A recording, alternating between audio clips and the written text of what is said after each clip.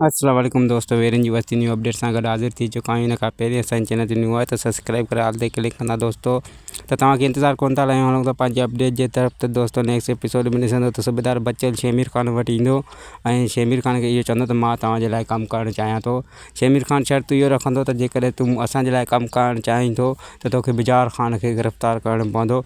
पोइ सम्झंदासीं त तूं असांजे कमु करण जे लाइक़ु आहे, न त पंहिंजा हितां पेर ड्राए।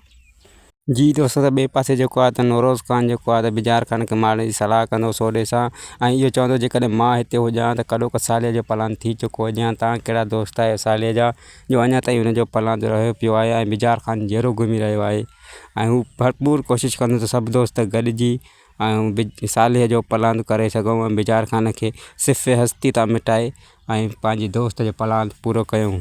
जी दोस्तों, ऐं ॿिए पासे जेको आहे त बिजार ख़ान जेको आहे त शमशू और बिजार ख़ान खे सभु ॻाल्हियूं ॿुधाए छॾियूं आहिनि त शेमीर ख़ान मूंसां हीअ ट्रिक विड़ियो आहे।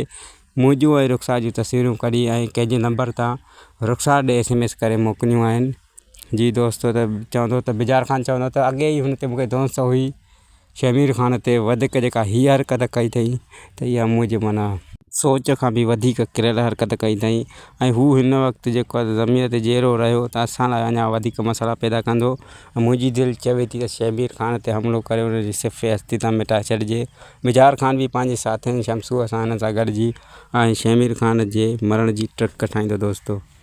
जी दोस्तों, ॿिए पासे बानो जे मन में मस्ती मची वई आहे ऐं वरी हुनजो हिकिड़ो रहंदड़ चेहरो जेको हुयो घुमाइजी वियो हुयो उहो हिकु दफ़ो ॿीहर खिली पियो आहे नौरोज़ जे अचण सां ऐं नौरोज़ सां उहा मिलंदी ऐं हू पाण में शादी बि कंदा दोस्तों। तमामु जल्द हुननि जी शादी थियण वारी आहे।